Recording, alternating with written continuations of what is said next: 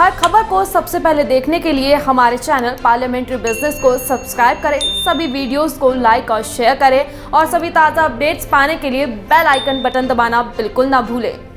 States by March 15, 2020.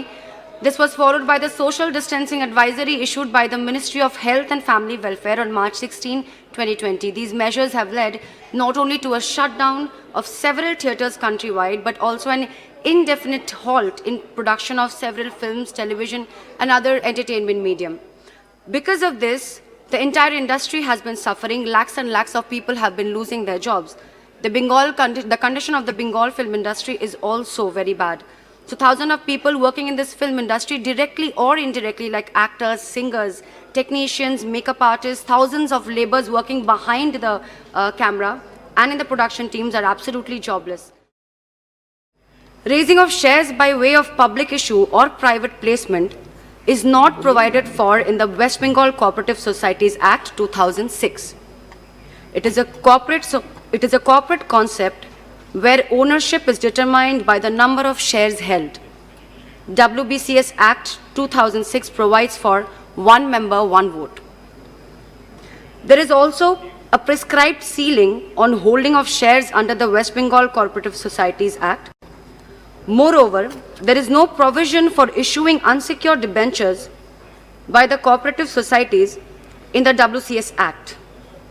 Also, as per WCS Act, bonds cannot be issued without the prior approval of the state government. But this banking regulation ordinance provides for public issue or private placement of bonds. Therefore, it takes away the rights of the state government. Secondly, with regards, Madam, to the amendment of Section 12, by inserting Section 12, subsection 2, Roman 1 and 12, subsection 2, Roman 2. The inserted Section 12, subsection 2, Roman 1 states that no person shall be entitled to demand payment towards surrender of shares. Opposition to the Farmers' Produce, Trade and Commerce, Promotion and Facilitation Bill 2020.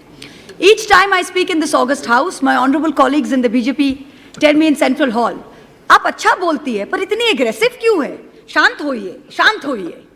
But I have not been elected by the 1.2 million people of Krishnanagar, a predominantly agricultural area, to be shant while this government with its brute majority stamps out cooperative federalism from every single aspect of governance. When I saw the list of business approved for discussion during this truncated session, what stands out is that behind every single new bill or behind every bill replacing another ordinance is the singular sinister motive of this government to destroy federalism, to undermine the authority of the states, and to encroach illegally on every subject included in the state list. This bill is particularly dangerous because it seeks to encroach on state autonomy on a sensitive topic like agriculture, which is not only the main source of income for a majority of Indians, but also feeds this entire nation. Let me now go into the bill itself and dissect the most important parts.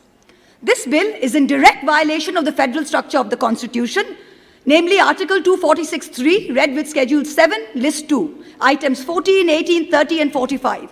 Squarely put agriculture, items relating to agricultural land, rents, revenue assessment, and collection on the state list. Once again, this government is doing what it does best, which is arrogating to itself a constitutional authority it is not vested with.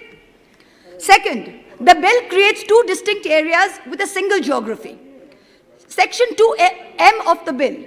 The definition of trade area includes all other areas excluding the principal and sub-market yards and market sub-yards which are notified under the state APMC Acts and managed by the regulated market committees, and private market yards, sub-yards, private market consumer yards.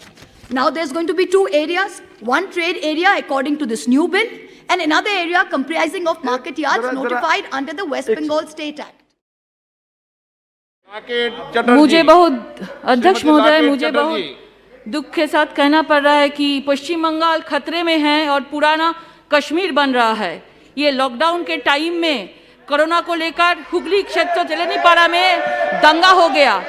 एक particular community के लोग corona test नहीं करवाएंगे बोल के मतभेद हुआ और दंगा का रूप ले लिया। 3 दिन तक ये दंगा चला। बाहर से लोग बम इकट्ठा करके आके दंगा किया, किसी का घर लूट लिया, किसी का दुकान जला दिया, महिला के ऊपर हाथ दिया, मंदिर तोड़ दिया गया। मैं और अर्जुन सिंह जी दोनों कोशिश की जाने के लिए, लेकिन हम लोग को रोका दिया गया।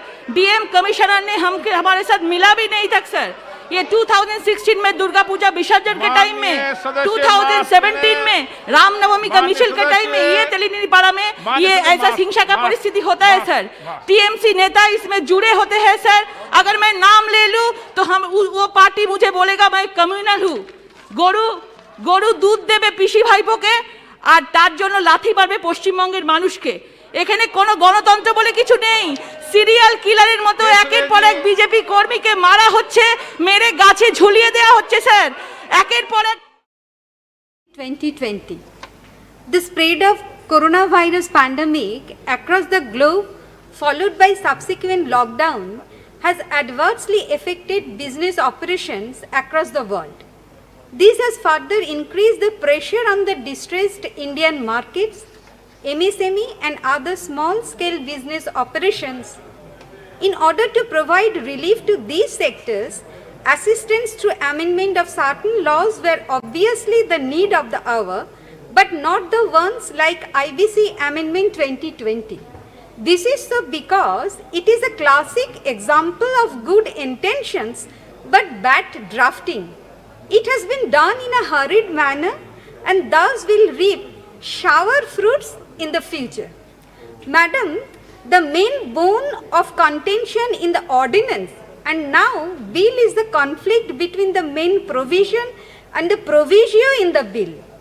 I say so because section 10A states that no application for initiation of corporate insolvency resolution process under section 7, 9 and 10 of IBC shall be filed for any default, not just COVID related but any default occurred on or after 25th March 2020 for a period of 6 months